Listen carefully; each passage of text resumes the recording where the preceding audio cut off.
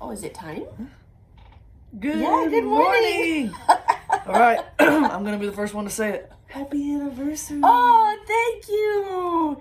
It is finally, okay, so we have 2 anniversaries. This has been very confusing for people, I think. We really do celebrate the Valentine's Day anniversary, the 14th.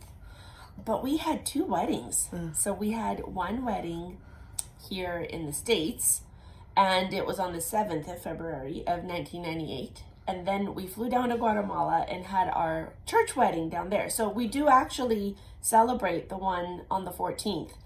But Brad and I privately, we celebrate for a whole week. So that's always fun. You got to be extra to do that. In a good way. Thank you. I mean, you're extra married. Yes, we are extra Not married. everybody can say that they're extra That's true. married. That's true.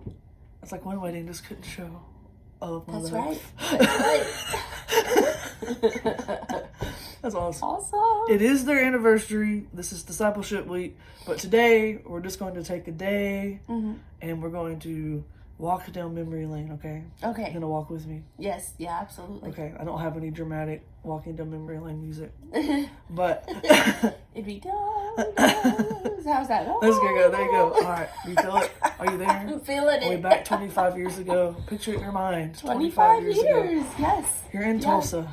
Mm-hmm. You're on this infamous date we always hear about. Okay.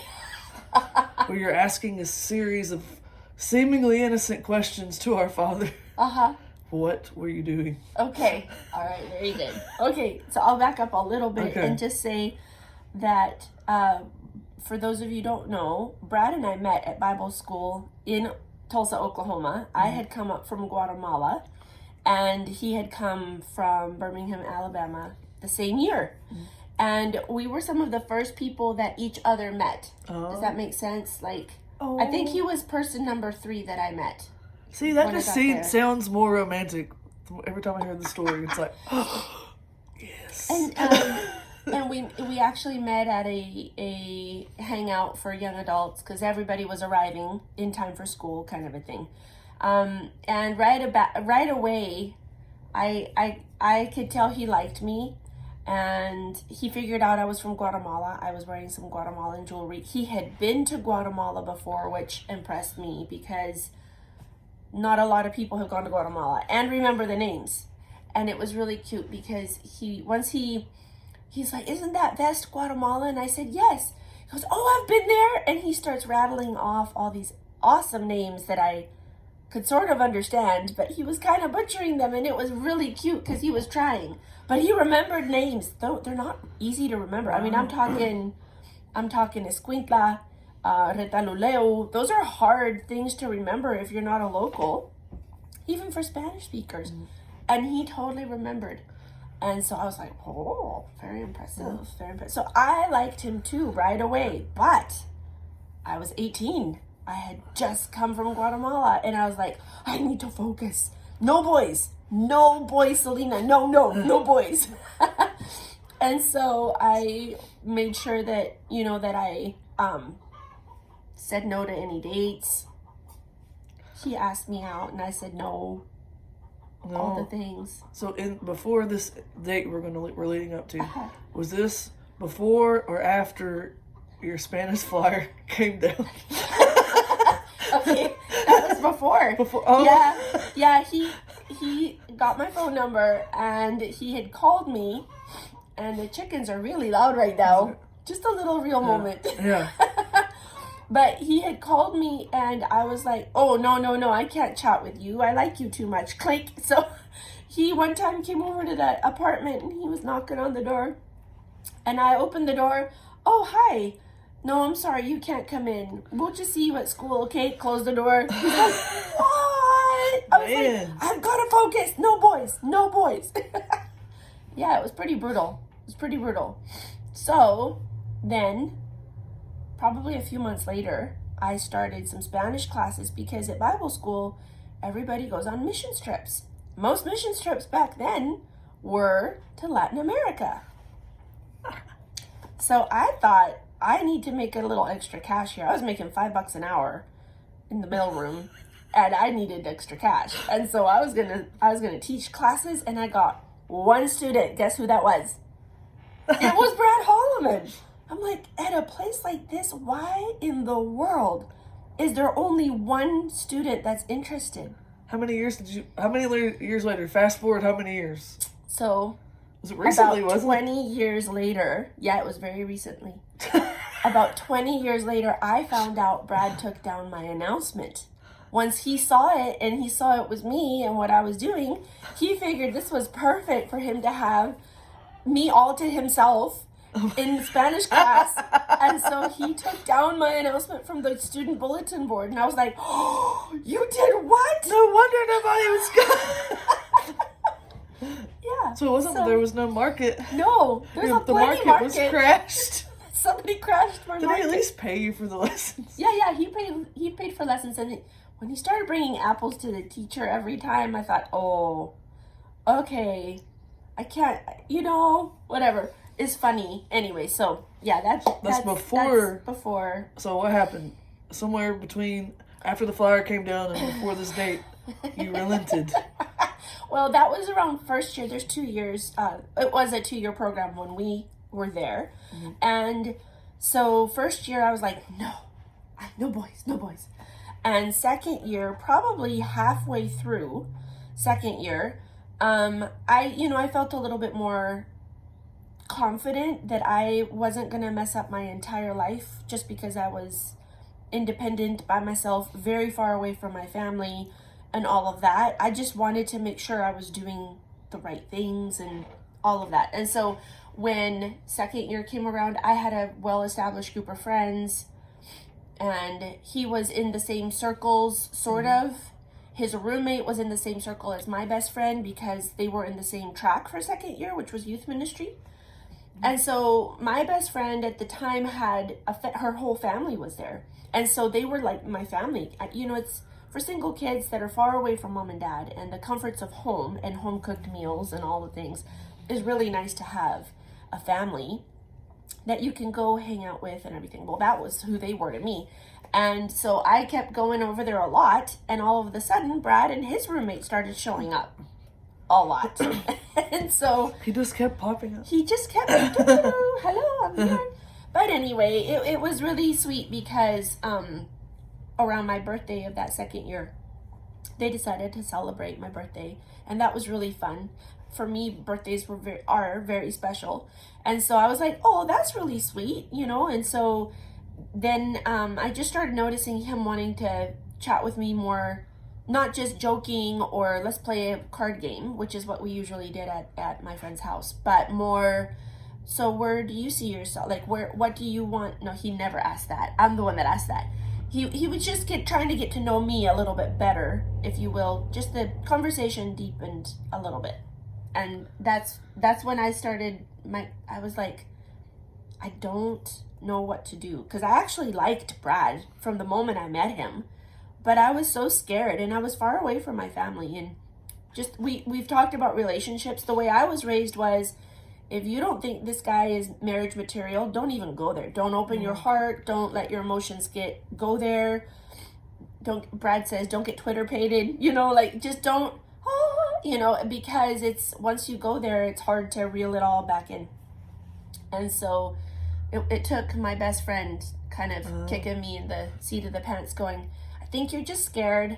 He treats you like a queen. He's really nice. There's a series of things that he did to prove that he wasn't just a goofball, and that he actually wanted to, to pursue something a little bit deeper with me. And of course we came from different dating cultures. Guatemalan dating culture I knew the difference though. I knew that he had no context for, what I would be expecting, a love letter of declaration, just all that stuff that I grew up with that I loved. I'm trying to picture my dad writing you a love letter and declaration. Yeah, that didn't happen. He wrote me lots of love letters later. Yeah, because he knew all about it. Once he knew about it, I'm sure he did. Yeah. So that's all that was leading up to this infamous date, because my friend was just like, you have got to give this guy a chance. He's so nice. He's really, he's the real thing. So, okay. Yeah. So we went to, I had mentioned to Brad that I liked him better when I first met him. He was clean shaven, And at this point, he had some goatee thing going on. And I was like, I'm not going to, you know. That night before church, between work and church, he shaved that off. It was gone. Of course. And I was like, at first I didn't recognize him. And so when my friend saw that he had shaved, because she knew that I had mentioned something, you know, she's like, oh, guess what? You guys can't come over to the house tonight. We're having family night. I'm like, family night? What are you talking about? She's, no, you guys have to, you go do your own thing. I'm headed home with my family. Yeah, you can't come over. All this stuff. And Brad's like, well, you want to go out to coffee? And I was like, okay. And that's how we made it to the infamous date. Yes. Was it actually coffee or was it food? No, it was like coffee, tea. It wasn't food. It was too late for it to be dinner. But there was this cute little coffee shop that is not there anymore. And they had game boards and coffee and tea and some pastries and fun stuff like that. So and it was a walk across the street from Bible college. And what did you do? What were you doing on this date that makes it so infamous? Okay, it makes it so infamous because before I was going to let my heart go anywhere, I decided, and Brad's watching, I better be a good girl and say this right. They'll have all you just know, unfiltered. This is an unfiltered interview. Pretend our father is not watching this video.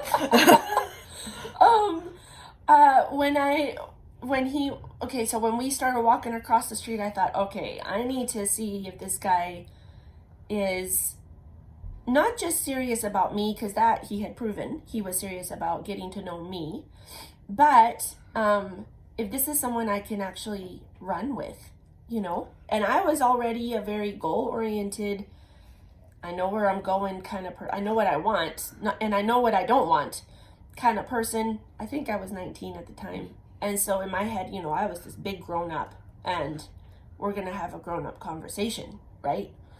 He just doesn't need to know it's a grown-up conversation. So we got there, ordered our stuff, sat down, and I started asking him, so, you know, where do you see yourself in 10 years? And he's like, 10 years? I don't know. I mean, maybe we could go to McDonald's in like 30 minutes. That's about as far as I go. And I was like, oh, okay, that's going to need some work. And then I asked him, well, why did you come to Bible school? Like, did you come to train for ministry, which was that was my heart? Or did you just come to learn more about the word? Because a lot of people did that, but I just wasn't one of those people. And I didn't want to be with one of those people that just came, I just want to learn more about God, and I'm going back to my church, and I wanted to go into ministry. I was serious, right? And he's like, no, I definitely feel a call to ministry. That's why I came. I was like, oh, so I checked that off. Like in my little mental list, I checked that off. I'm like, okay, we're on the same page here. And then the next question was, do you see yourself abroad, or are you just going to stay here in the States forever? Because even though I'm American born, I was raised in Guatemala with a Canadian stepdad. My mom was Guatemalan. It was more of an international feel than just, we're just on furlough and we're going to go back to the States. That was never me. And I just felt like there was so many ministers already here in the States, and that so many other things were needed in other, I'm sorry, that chicken outside is cracking me up. It's so loud. Anyways, but I just felt like there was, at the time, I felt like there was so many ministers already and churches already here in the States that I just wanted to, go somewhere else. And it didn't matter where, anywhere else in the world. And that's always been a big desire in my heart. So long story short, I asked him, do you see yourself more abroad, or do you see yourself here in the States? He goes, oh, definitely abroad. I was like, yes, okay, we're getting somewhere here. And so that was really exciting for me, because I was like, I think we are headed in the same direction. The only one that he didn't answer correctly was the 10-year plan. He didn't have one. And so I was like, well, okay, we can work with that. Yeah. That was the infamous date. Oh, okay. Yeah, because from that point on, was it happily ever after? I allowed myself to, okay, I'll let you get to know me. I'll let you ask me out on dates, and then we'll discuss how serious this is in a couple of weeks, but I'll start to take a look at this, right? Yeah. Oh. So. Oh. Yeah. So was it the rest is history? You were pretty much, that was it for you? Yeah, I mean, I'm gonna. Sorry, this Yeah. This is the juicy walking around. I need to send it to you. Hold on. Was there any like rocky points where you're like, I don't know, let's think about this? Yes, two. So when we started getting to know one another, well, okay, the fun part was that as soon as it was like a week in, and he was walking me from and to school and then driving me to work and hanging out with me every possible moment that we could see each other, that he wasn't at work or I wasn't at work, And so I thought, okay, this is getting serious. So I told him, I said, we need to call my parents. He's like, why? I was like, we need to call my parents. So many people know them here because my parents were pastors, and that was the Bible school my stepdad went to. I said, I do not want them to hear about this from somebody else. That would not be honoring. And I want to honor you by being the first one that I talk to my parents about. And I want to honor them by being the first ones to know about this instead of everybody around us telling them. And so he's like, well, okay. So week 1 into our relationship, I was already calling my parents. And of course, the first thing my stepdad asked is, okay, when's the wedding? Like, this is how I was raised. Yeah. So it was very much a obvious, logical question. I said, well, we don't have a date yet, but we are headed in that direction. Oh, okay, good. Well, here's your mom. And then I told my mom, I was like, hey, Mom. She's like, oh, hi, it's so good to call, and da-da-da. Because in Guatemala, they had just gotten a phone. So it wasn't easy to get a hold of them. So this is many years ago. So when I did get a hold of her, she's like trying to tell me all these things. I'm like, Mom, I have something to tell you. And the moment I said, I'm dating someone, and I just wanted to let you guys know, to be the first to know. And she goes, oh, okay. Okay, bye. And click, and she hung up. What? And I was like, hello? I don't know if that went well or not. Did she call back? Or? Oh, yes. So the next day I was in class, and as soon as classes were over, I get this little slip from the admin office. Your mother's trying to get a hold of you. And then I got to work, and the phone was ringing. And when I got there, my boss is like, your mom's trying to get a hold of you. And I was like, oh my gosh, what happened? Is there an emergency? Like, school's now telling me that she's getting hold of me. Work is now telling me.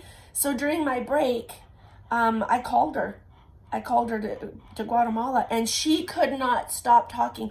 Oh my goodness, Selena, who is this? Tell me his name. You're like, wow. I'm like, that. It was sweet. It was so cute. She was just in shock. So she hung up on me the day before. But anyway, that was hilarious. What? Click. Yes. You're like, well, at least that's good news. Yes. And then I got home. Brad walked me home, and there, those old-fashioned answering machines that you could play the tape back. My mom had left this message. This is what it said. Selena, it finally dawned on me what you were telling me yesterday. So who is he? Is he Chinese? Is he Guatemalan? Is he American? Is he, what is he like? I need to know more. And it was all in Spanish, and it was all very fast. And so Brad was chuckling. She's like, what is she saying? Anyway, that was a very fun moment for us. But what was our other question? Was there any after that? Bumpy. Yeah, Called the parents. I called the parents. After that, we would spend a lot of time at my friends' family's home. We just felt like that was inviting, and it was a safe place for us to get to know each other with a family surrounding us and all of that. And so I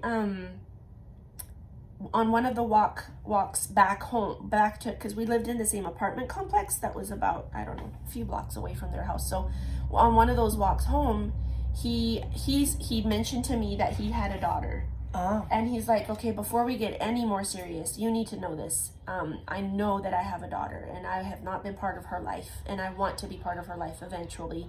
I've been praying for her. And so will you consider that? Because you need to know everything there is to know, and that is everything there is to know. And so at that point, I was like, oh, that's big. Because again, the way I was raised was very much, you save yourself for your spouse and all of that. So at that moment, it was a little bit of a bumpy road just because I felt like a bit betrayed. Here I was, I had saved myself. It had been not easy, all the things, and yet he hadn't. And it, so for future, hey kids, for your future spouse, you need to consider not just your moment right now, but actually who you will stick with later. Be considerate and be thoughtful about that. Anyways, so that was, I did get away and just pray about that for a couple of days, and I felt like the Lord said it was going to be okay and that he would help me when the time came, and he has, and he did, and I'm so glad. Well, sorry, I was supposed to be purely fun. I always forget about this part of the story. Well, you guys were bumpy, so well, yeah, true, that was but like, so it whoa. all worked out, so we're going to move on. It did work out. It worked out great. So, sorry, I got a little... No, it's okay. Let's see, if there was another bump, I don't remember right now. That was probably the more, okay, let me think about that. Oh, yeah, okay. This is more funny, though. Okay, so it's not going to bring anything down. Okay. When we were getting close to graduation, my parents were going to come up and meet this young man. Oh, no. Right? And so Brad starts getting very nervous, and here's why. Because, yes, Keith, that is chicken. And I have been having to focus and not listen to this It's chicken. the sound of money, okay? We're very wealthy people. Yes, Sayla, your hand is squawking. Okay, so what was the question? Your parents are coming. Okay, my parents were coming. Brad started getting very nervous. I think it all just started dawning on him. And my stepdad was a well-known graduate who had a well-known church, who had a well-known, you know what I mean? So it was like, I'm going to get to meet these people. She was basically a celebrity. Yeah. So I was just like, why are you nervous? And then that's when his theology started messing with his head, because he grew up in this whole God has the one for you, and this sovereignty thought of you better marry the right one, right? And he was, all of a sudden, the pressure started getting to him, and he started wondering, what if I'm making a mistake and you're not the right one? And I'm like... Right before your parents came? Yeah. It was all the nervousness, wasn't it? Yes, I believe it was. But, stress causes all your actual beliefs to come to surface. That's just the way it goes. And that was one of his actual beliefs. And even though he wanted it to be me, he wanted it to be me so badly, he had always said, well, the way he was raised, something like, God was the God of opposite world. You better not the pretty one, because God will make you marry the ugly one, kind of a thing. We have to work on how we say that to people, okay? Yes, we do. That's his words. Anyways. I know. And so he was really struggling. So for a few days, he was kind of just wrestling. And I looked at him and I said, you better get this together in the next couple of days and don't call me until you do. Of course you did. Because I'm not going to play around. So either yes or no. Well, at this point, she's done let her guard down. They've got to know each other. You're meeting the parents. This is 6 months and now you're in. like, do I want to know you? And it's like, look, that ship has sailed. Yeah, no. So I love you. So I was like, why don't you just take a couple of days and really just pray about that and ask God to help you. And because I'm not going to be on this yo-yo of yes, no. So anyways, I went ahead and, he came back with, nope, yep, you're the one. I'm choosing you, that kind of a thing. And I was like, oh, good. I'm glad we got that settled. So that was another bump, if you will. But so you made it through all the hurdles. I did. We did. You did. We did. I know. I did. See, look, this is why we have to get Selena alone. The truth. You don't know what's in that tea I put in that tea. It's actually clear. There is nothing in this tea. I'm just kidding. You just ruined my joke, but it's okay. So, in our remaining minutes, we have just a few. Yes.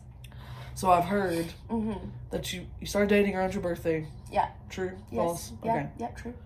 Things get fuzzy when you're Yeah. 25 years old. Yeah, So, 25 years, yeah. So, I heard y'all used to go on these romantic walks through the Christmas lights. Oh my goodness. Every day, and that's when Dad says he fell in love with you. Yeah. Yeah. So Is my that- birthday's in November. Yeah. And at the end of November around Thanksgiving, Rayma where we went to Bible college, they put up, well, now it's over 1 million lights. It's a beautiful Christmas light display, the type you tour with hot chocolate stands. Like, it was just phenomenal. And so because we lived literally across the street, from Thanksgiving all the way through Christmas season, if it wasn't extreme bitter cold, we were walking through those lights, drinking hot chocolate, getting to know one another. So yes, absolutely. Is that when you fell in love with him? Was that your moment, or was it later? I didn't quite fall in love. I think I just made that choice at the coffee shop, and that's when I started falling in love with I think him. you and I are the same that way. It's like, I picked you, right? Yep. That shows you everything. Yep. So, okay, Yes. so in our few remaining minutes, I'm going to ask you a question that I didn't tell you I was going to ask you. Oh, stinker. Your favorite.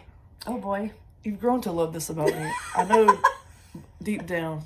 Deep down. So, Put me on the spot here. Let's see. I'm Maybe I just need another sip of tea. a little sip of tea, just a few minutes. So, we believe in our family that dating, you don't stop dating. You don't start the romance. Right. No, once you don't. get married. Yeah. So, 25 years in, over the next 25 years, in your mind, Dad, get your pencil, get your paper. What are just a few things you think, like, it would be really romantic and fun to do, like, for you over the next 25 years? Oh, It could be simple, like, I want us to do something, I don't know, find some more Christmas lights and walk underneath them for a series of time. Or... I can answer that question rather quickly. Okay. 2 things. Okay. I would love to learn to dance better because I grew up in a Hispanic culture where everybody dances for everything. And we dance when we're cooking, we dance all the time, we dance in our family, it's just part of the culture. But because I grew up in a 2-culture home, and at the moment dancing was looked down upon because of legalism, I was not able to learn the way most of my peers and friends and cousins and family learned. And so I've got it in my blood, and my feet don't know what to do very much. So I would love to do like for fun, not like ballroom dancing necessarily, but just for fun. And then dad grew up, where you don't dance. You know where dancing leads, right? Well, Dad and I are the most excellent dancers in our family. I just want that to go on. And I want you to sit here and not...